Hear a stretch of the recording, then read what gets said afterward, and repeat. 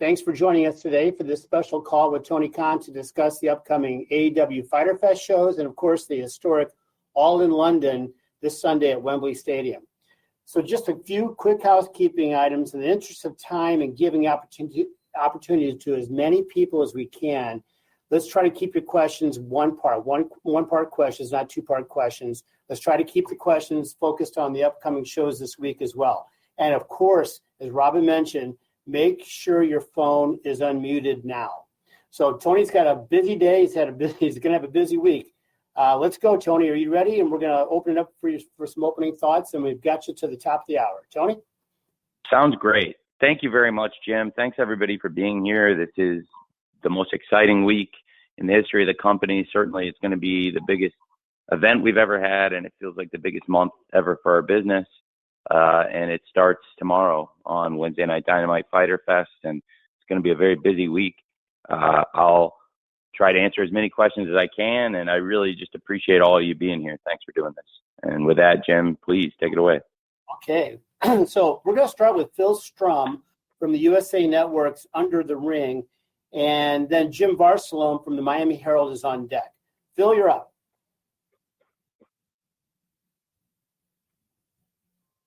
Hey, Phil. Hey, Tony, congratulations on Wembley Stadium and All In. What's happening in wrestling right now it's just great to see, and in AEW for sure.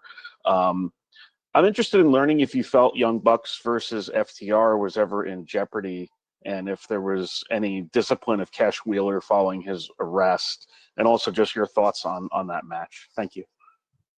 Thank you. Well, first of all, I'll start with my thoughts on the match. I think it's two of the greatest tag teams of all time. I have so much respect for all four men individually and each of the two teams collectively. I think they're both amazing tag teams. I think all four men are great wrestlers, and they have had great matches. When FTR arrived in AEW, it was all about the build towards FTR versus Young Bucks, and that first match was incredible at Full Gear 2020. And for a long time, we wanted to see a rematch. We finally saw it in Boston. It was an incredible match on Wednesday Night Dynamite in April of last year. And the rubber match is something I know I've personally wanted to see for well over a year now. And I know a lot of fans in pro wrestling have wanted to see it. And I thought the perfect place for the rubber match to settle one of these great rivalries in the history of tag team wrestling would be AEW All In. And as for things that have happened outside of the ring, I can't comment on the specifics at this time because I still don't know everything, still learning facts. But based on the information we have, at this time, we're still keeping an eye on that situation. And at this time, I think it's a very inconclusive situation. It differs from other times where we've come in and weighed in on a situation or acted on a situation based on the evidence, because in this case and everything we're looking at, I don't think we have those facts right now. So at this point, I think it's rather inconclusive.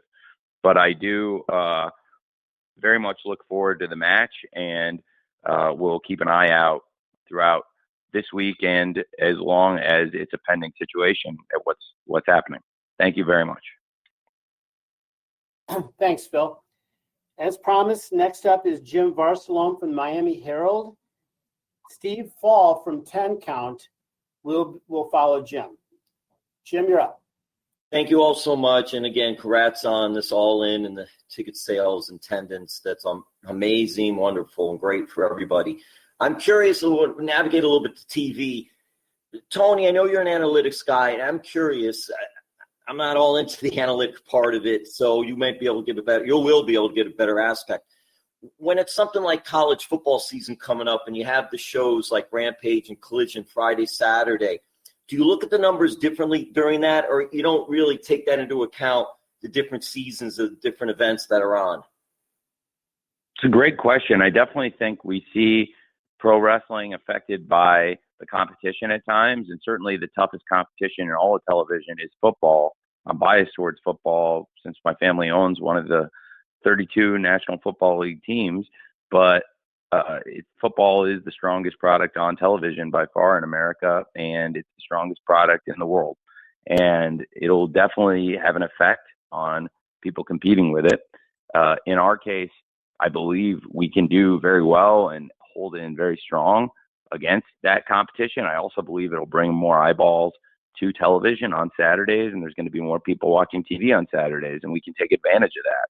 But it certainly does create a more competitive landscape whenever there's football on, whether it's pro football in particular or college football. Thank you. Thanks, Jim. Yeah, thanks, Jim. Appreciate that. Steve Fall from 10 Count is next. And then we're going to follow Steve with a write-in question from Alistair McGeorge from metro.co.uk. Steve? Hey, thanks.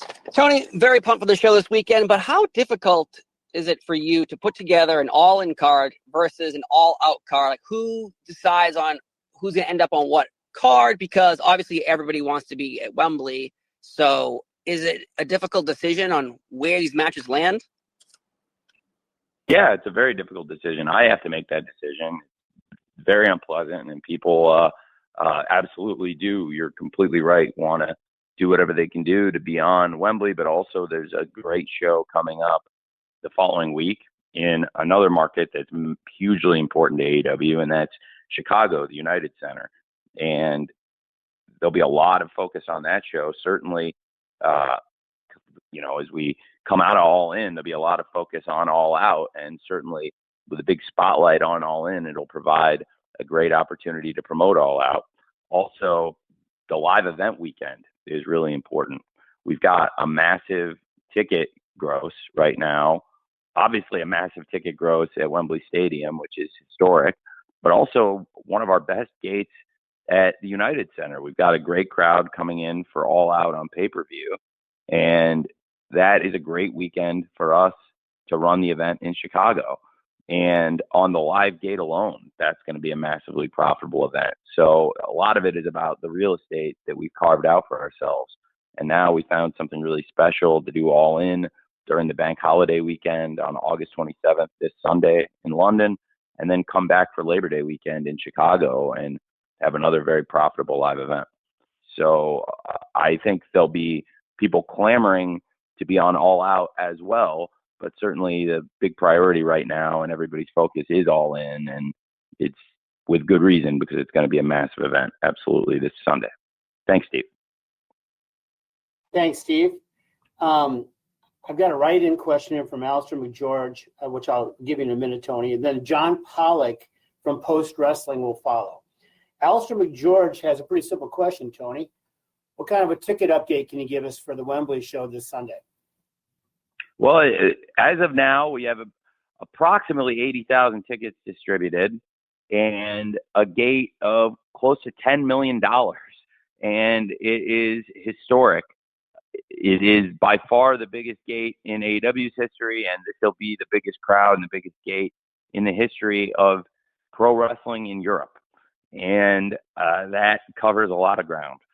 It's going to be one of the biggest shows in the history of the world, and we'll see how the final run up, what we generate. But I think it's safe to say that there's going to be 80,000 people there this weekend, and there's going to be historic revenues for AEW, but also should be a historic night for pro wrestling in England and a historic day for all of you back in America. I can't stress enough, it's going to be different than anything we've done for the viewing habits of our pay-per-view audience to have AEW on in this particular window when, normally this would be when NFL is going to be starting on a Sunday, 1 p.m. Eastern, noon Central, and of course 10 a.m. Pacific. Very familiar NFL kickoff time to a lot of people. So very much looking forward to that. Thank you. Thanks, Alistair. Okay, we're going to move along. Again, just a reminder, one question per person. We're doing well here. John Pollock from Post Wrestling is next, followed by Amy Nemedy from WrestleJoy. John. Hi, Tony. I just wanted to go back and ask you, when you learned of the situation with Cash Wheeler, was it last week as everyone else did, or were you aware of this back at the end of July when the incident allegedly occurred?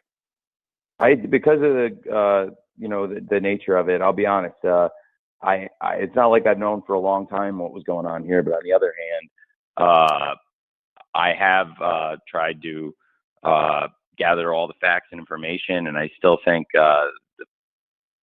we don't have all the facts here, and I don't want to comment too much on the situation, but we're still gathering information, and that's what I've been trying to do for the several days.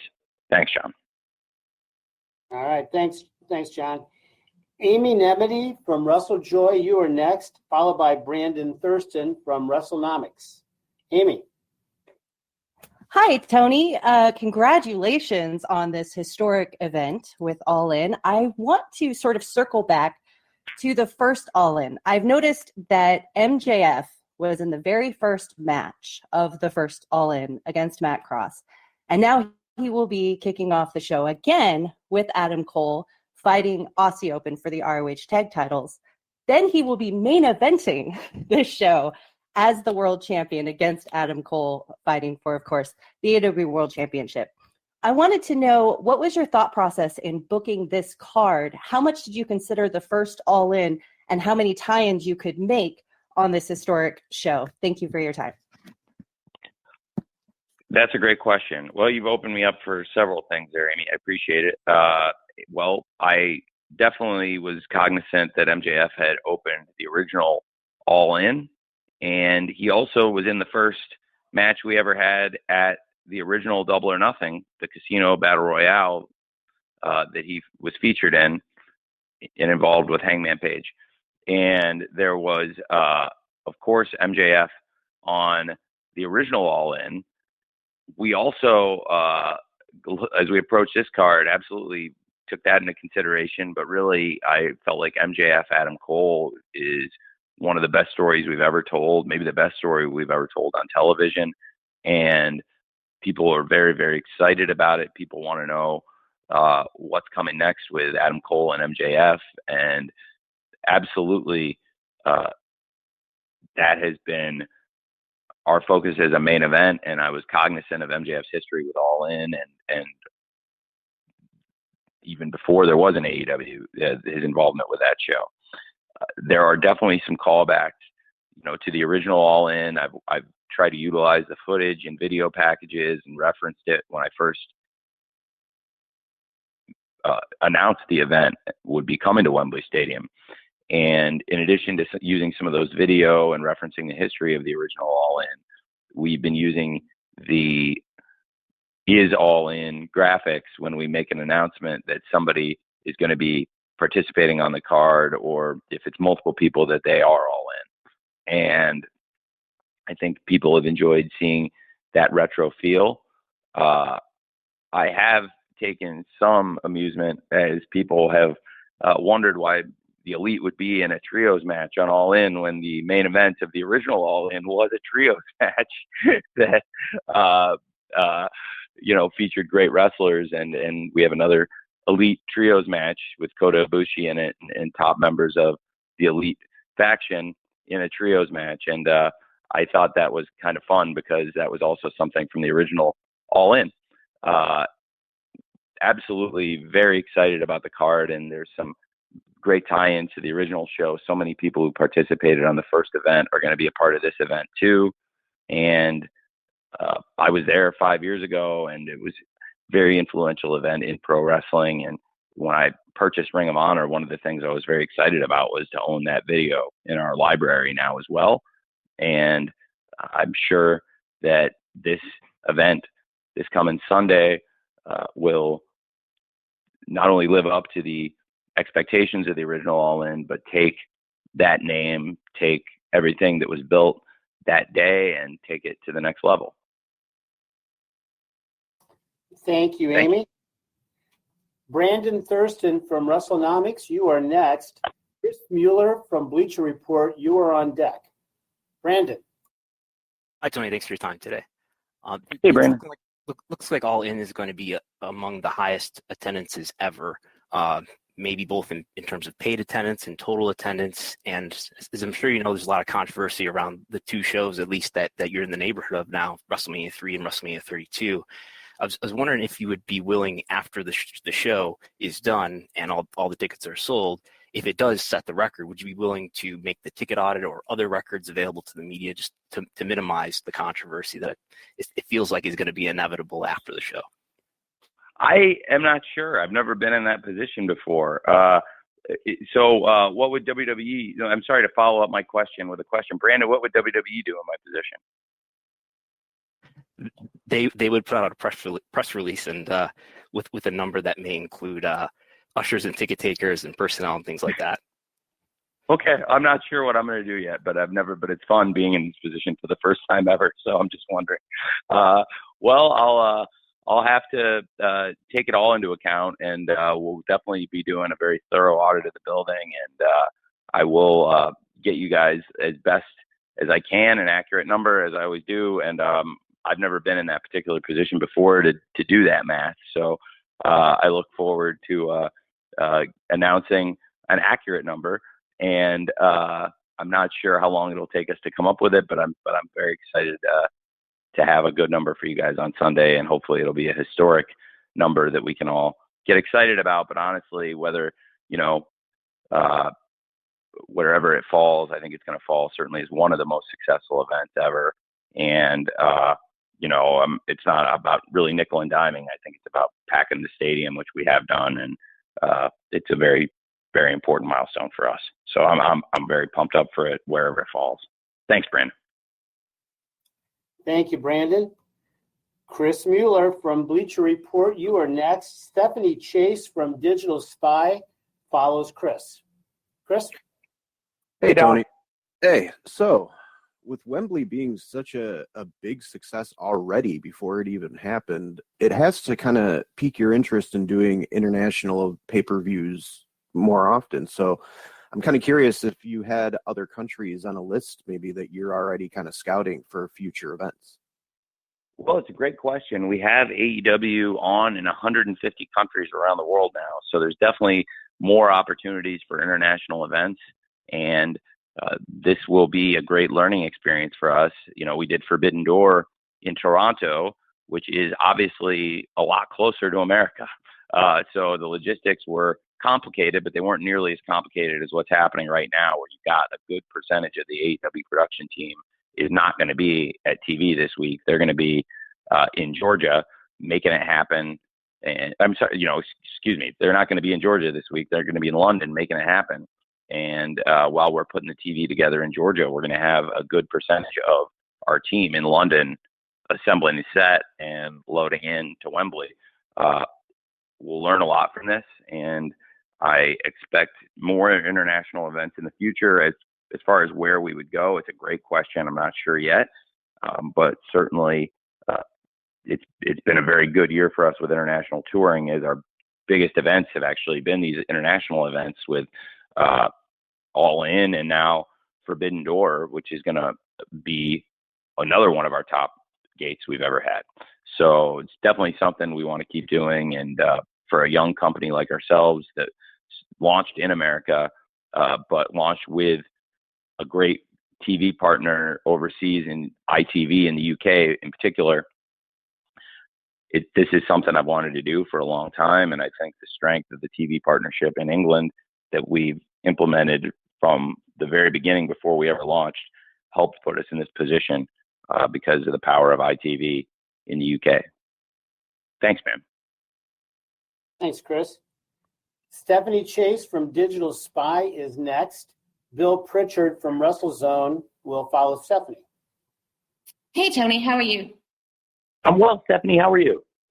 I'm great, thank you. I wanted to ask, because the Elite recently re-signed with Omega and the Young Bucks staying on as EVPs as well.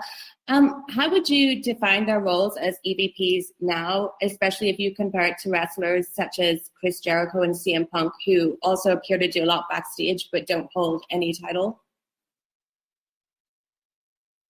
Well, that's a great question. I think it is a variety of responsibilities that different people backstage carry. Certainly, from the very beginning of AEW, Kenny Omega, Matt Jackson, Nick Jackson have been very involved in coming up with ideas and helping build some of the major events, including the original All In, which was actually before AEW even launched, and is brilliant creation from the Young Bucks. And I think that with, in particular, Kenny Omega and the Young Bucks, they have a great connection to the fabric of the company and the history of the company. And as we've gone on, I've added people to the team, people that work backstage, people that are also executives. Some of them are wrestlers, but for the most part, there's not a lot of people that carry the executive title and are featured on the wrestling show so regularly and so importantly as Kenny Omega and the Young Bucks. So I do think as we approach the first ever AEW All In, it's a great time to look back at all the great things that Kenny Omega and the Young Bucks have done here in AEW. And of course, they're three of the four original executive vice presidents, along with Cody Rhodes.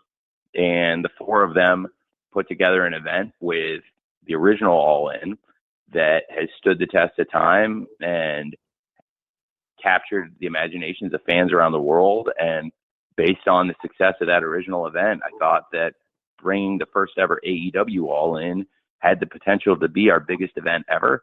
And it has been. So it's a huge blessing for the company, and in large part thanks to the Elite, Kenny Omega and the Young Bucks, for creating All In. So they're still a huge part of the company, and very excited to have them participating in All In 5 years later. Thank you very much, Stephanie. Thanks, Stephanie. Bill Pritchard from WrestleZone, you are next. And then I've got a write-in question, Tony, from Mike Johnson at PW Insider. For now, it's Bill. Great. Good afternoon, Tony. How are you? Good afternoon, Bill. I'm very well. How are you, sir? Good.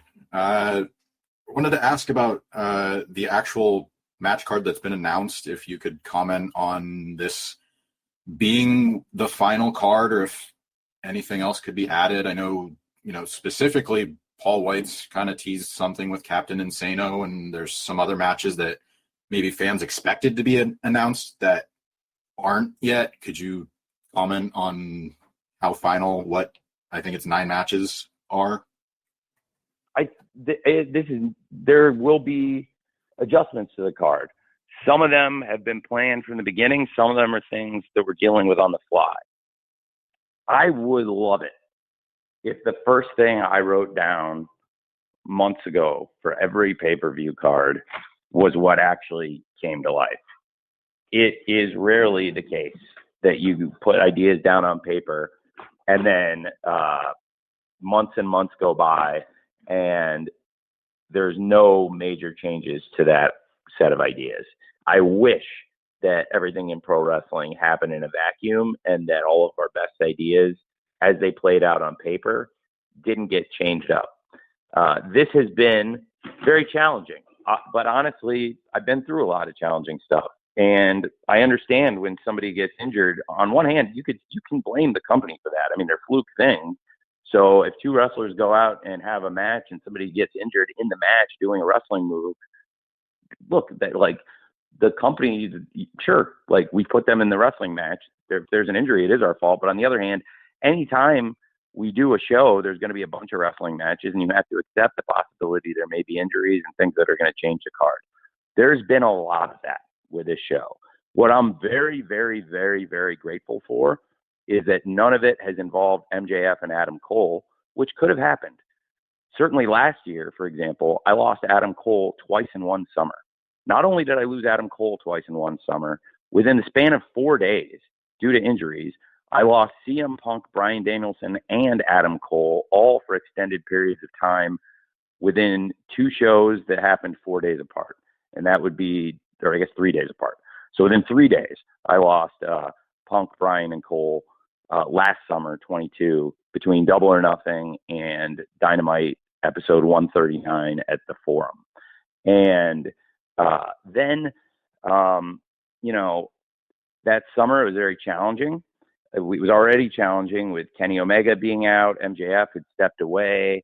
It was a challenging summer, but I think we worked through it and came out of it in a good position. There has not been that many injuries all at once, but then slowly, kind of one at a time, things have added up and they changed the card a lot.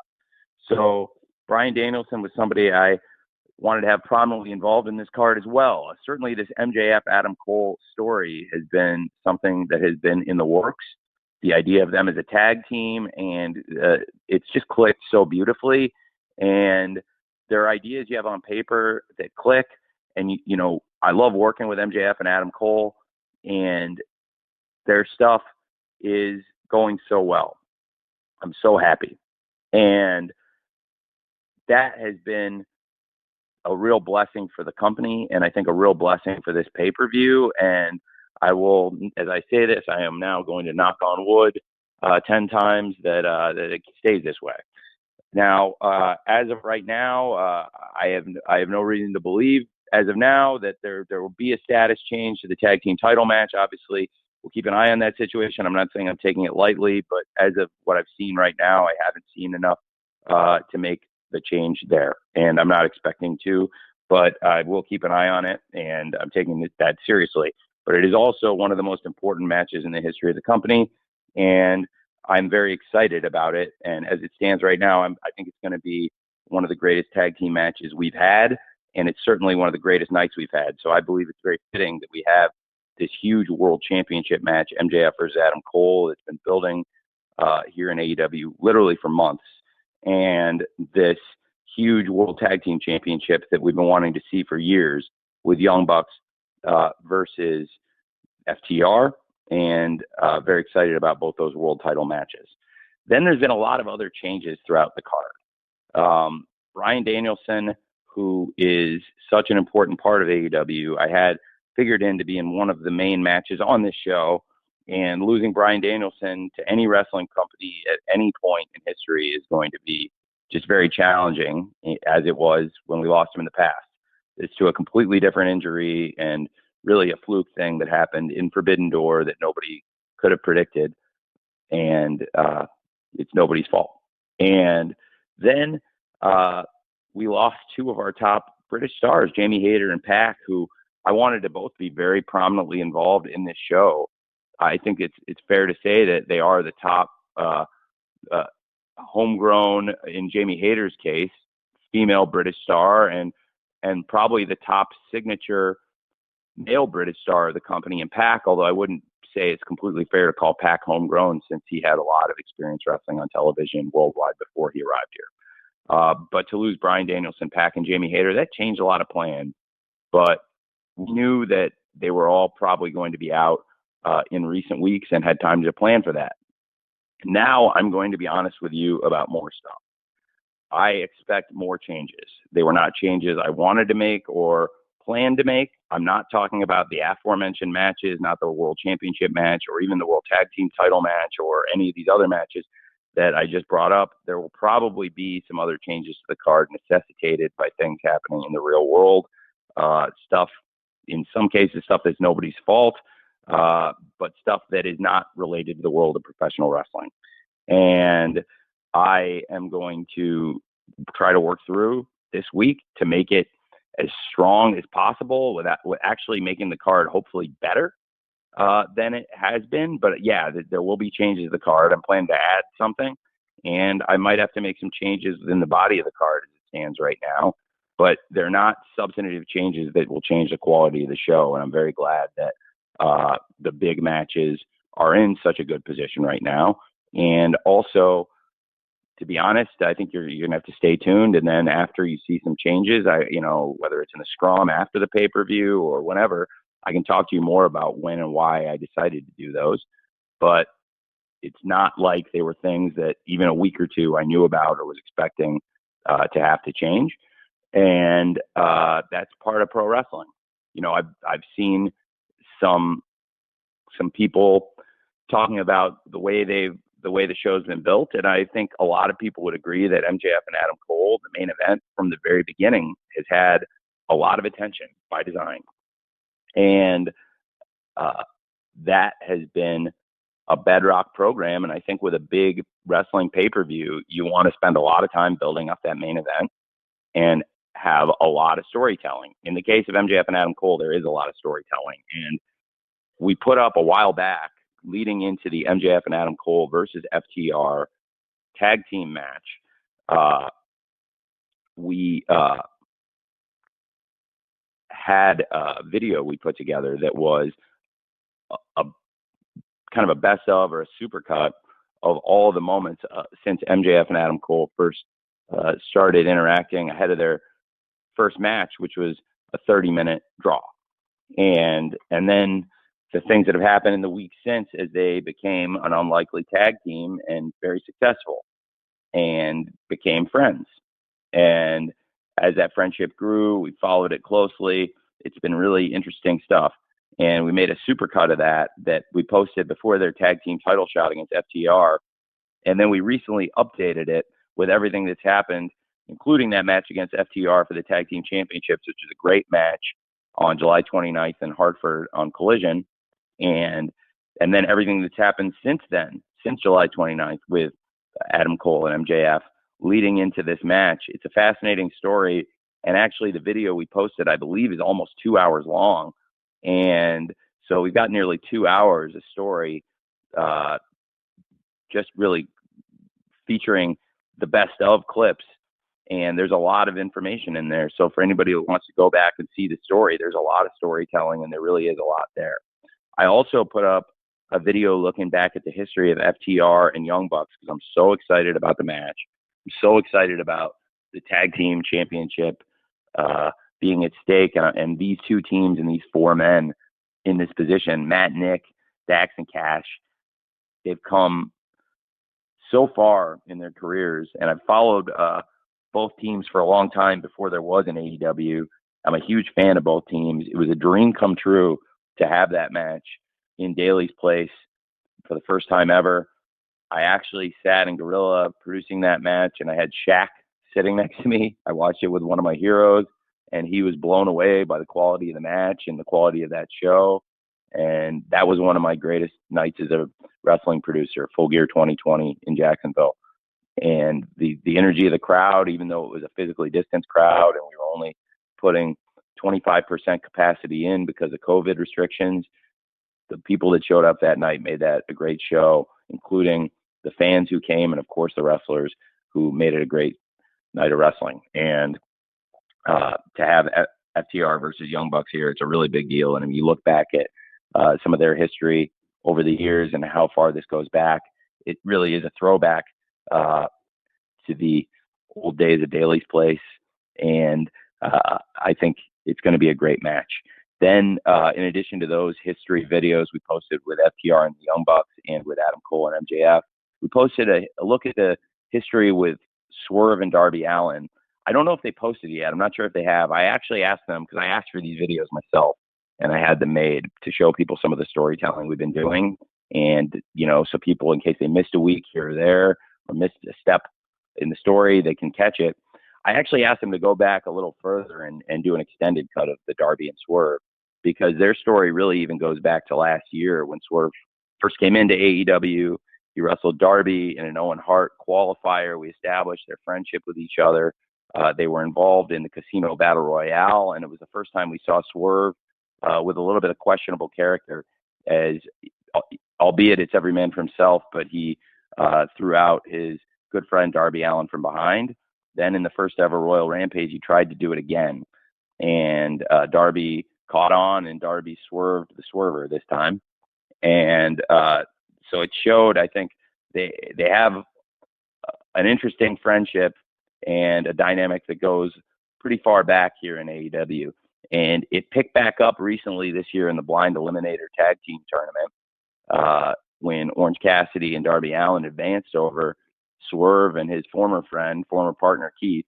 And it was a great match, and it reignited things between Darby and Swerve in a major way. And then Swerve ended up costing Darby and Orange their match in that tournament, and it's led to a lot of interesting stuff in recent weeks between Darby and Swerve. And I really feel like those two are the focus, Darby and Swerve. But we've added a lot of interesting characters and built an interesting story along the way involving the Mogul Embassy, Nick Wayne, and Sting. And but Darby and Swerve have a lot of history, and I want people to see that. That it's really largely about those two. And there's going to be a lot of great stuff on this card. I will be adding stuff, as I said, but I will also be changing things. They were not things I was expecting to change, but that is the nature of wrestling. But I am really excited about what we built here, and I think the stories we've been telling, we will still be able to tell. I'm very optimistic. Thank you. Thank you, Tony. Got this write-in question here from Mike Johnson from PW Insider. And after that, we're going to go to Dominic D'Angelo from Inside the Ropes. Tony, Mike asks, what has your father's reaction been to All In London ticket sales and all this success thus far? It's been a long way, or it is a long way, from him taking you to the ECW arena in Philly. Yeah, it is. It is a long way. I know my dad's very proud of the success of AEW, and in particular, All In. This is all happening because of him. He is the reason that I've been in a position to launch AEW in the first place, and he's the reason I started going to Wembley Stadium and built these relationships, and he's the reason I built the relationships in sports that allowed me to get my foot in the door to make AEW a reality 5 years ago. And he is the most savvy businessman I know, and he is very aware of the huge success that is AEW All In at Wembley Stadium. So I was actually with him last night talking about it, and he's very, very excited about the event and everything it represents. It's definitely a long way from him taking me to see wrestling events as a young kid, and he was never a wrestling fan. It wasn't like he wanted to be there, but I think that speaks to what a good dad he was, because he supported me being a wrestling fan, even though he didn't really like wrestling or didn't care particularly about it. It wasn't for him. He was doing it. He was doing it for me, which I've always really appreciated. Thanks. Thank you, Tony. Dominic D'Angelo from Inside the Ropes, you are next, and we're going to follow Dominic with Robert Butler from the BBC. Dominic. Hey, Tony, how you doing today? Doing good, Tom. How are you, man? I'm doing great. Yeah, congratulations on All In coming up here, and I wanted to commend you too for the Maui Food Bank, doing that all last week for Dynamite, Rampage, and Collision. Question I had was regarding Sting. Obviously, he had a little bit of a persona change just to tweak this past Dynamite, but a lot of speculation early on was that he was going to be, this might have been his final match coming up here, but it looks like he'll be around for maybe a little bit longer. I was curious if you had any further conversation with Sting about a contract situation, maybe extending him or him lingering around a little bit longer for you. I have. Sting is very well aware. I would like him to stay as long as he feels physically up to wrestling. And I think he really enjoys doing it. He's having a lot of fun. Sometimes you hit on things in life you think are going to be good and they turn out to be great. And for me, a good example of that is Sting and Darby together, not just on screen, but off screen too. I am very, very fortunate that Sting listened to my suggestion when he first was thinking about coming back to the ring, and I suggested that he watch some matches from a young man named Darby Allin and check him out and get familiar with him. And I wanted to introduce the two of them because I thought they could really hit it off, and they have, to say the least. And in the ring and out of the ring, they are an incredible pair. And I'm very excited that this will be one of the great moments in one of the great careers in wrestling. And we've really had some very special moments for Sting in AEW, where I think he'll be able to hold his AEW run up, as these were many of the really special, great moments in my great career. I think Wembley Stadium will be a really important chapter, and certainly Grand Slam, Sting and Darby versus FTR at the original Grand Slam, I think was one of the great matches of Sting's career. And then he went back to New York and had another great match last year against the House of Black.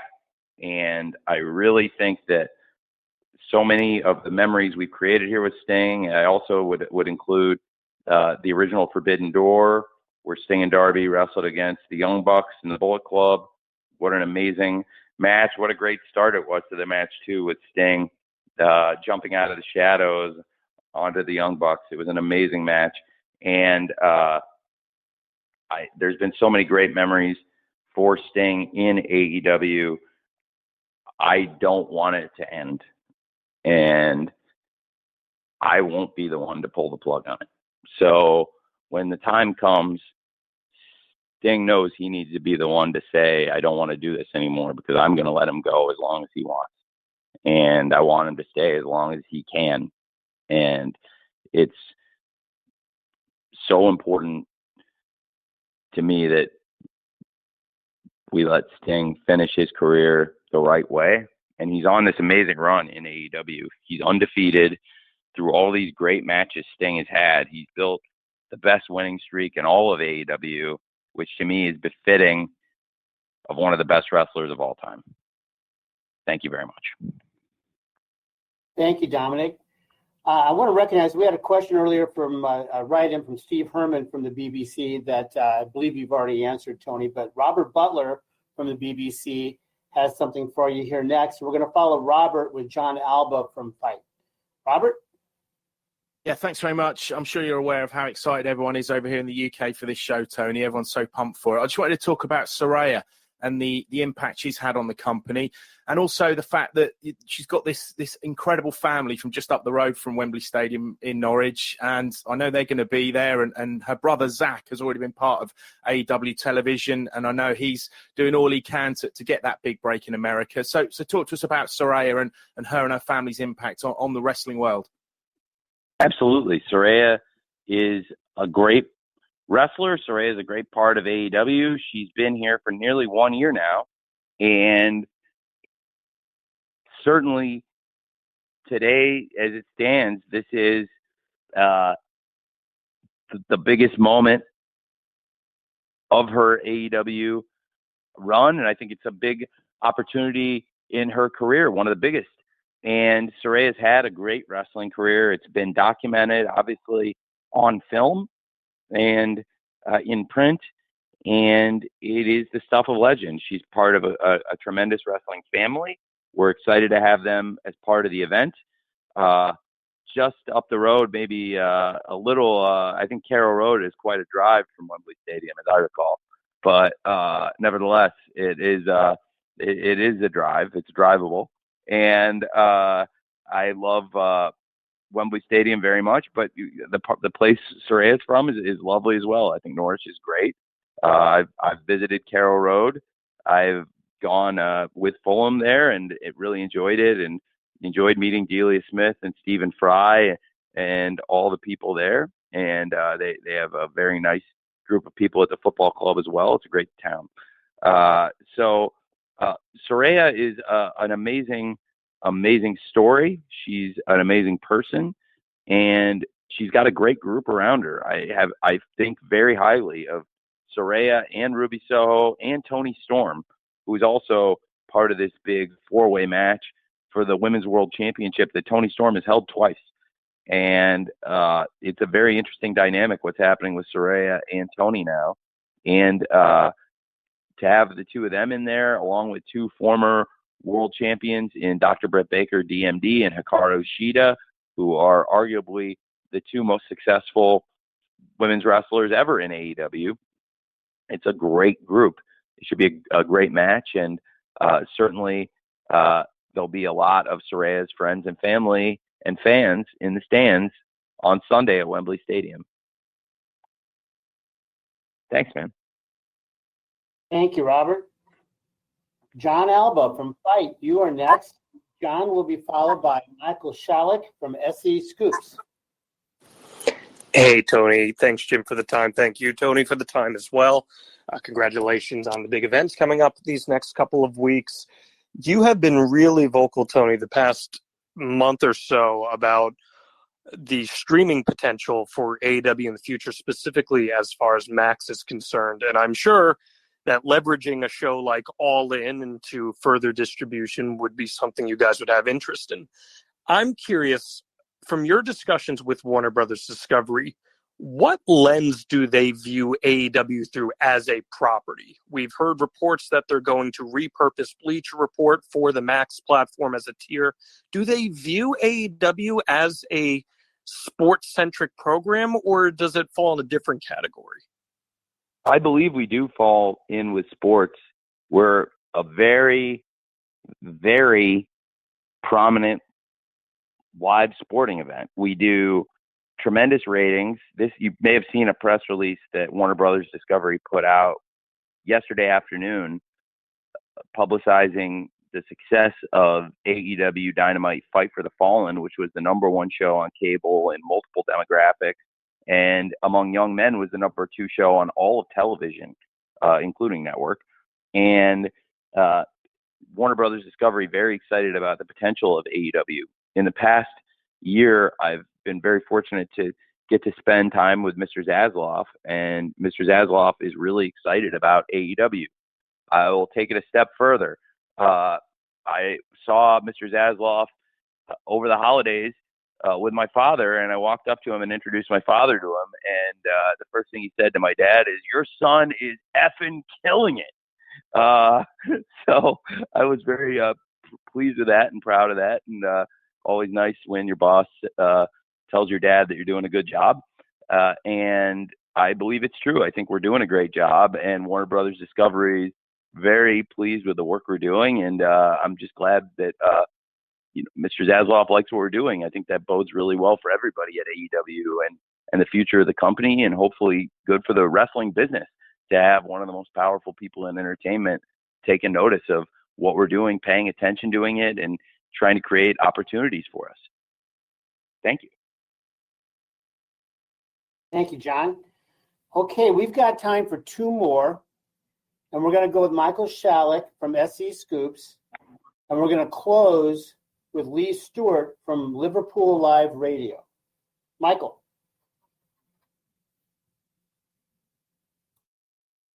Hey, Tony. Best of luck this weekend. Earlier this month, AEW announced that the Elite has signed new multi-year contracts.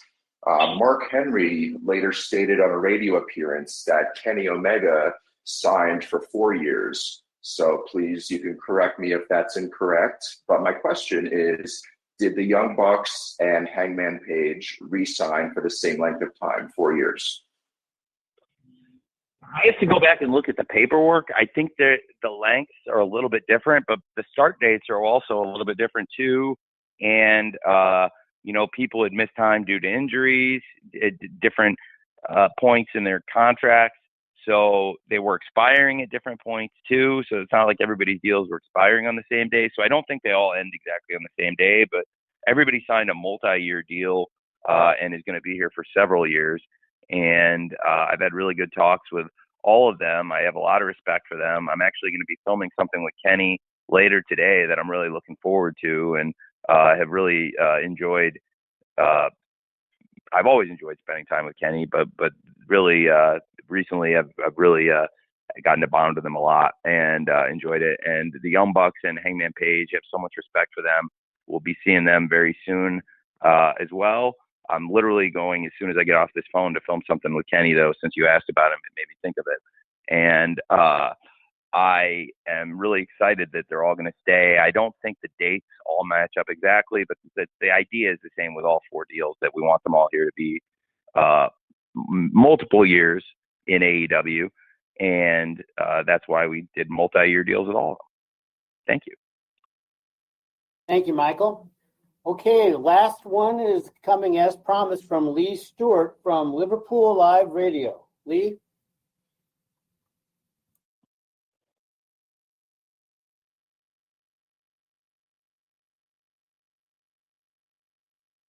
Lee, you need to unmute your line.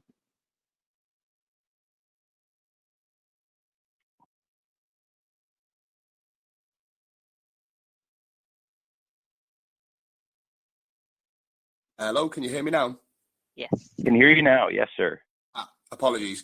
It was touched upon earlier that obviously All In being not only the largest selling wrestling event in the UK, but the largest in AEW history. With that, and with your connections with ITV and other UK connections, can we expect to see a bit more of a regular occurrence in the UK for AEW? I will save that announcement for another date, but I think it's a very good question. I unfortunately, because you asked the question now as we're leading into this event, I don't think it's the best timing for me to answer it, but I do think I am very excited about the event and what it represents. And if you look at, how I've done things historically when something succeeds like this, I think there's a very good chance for that.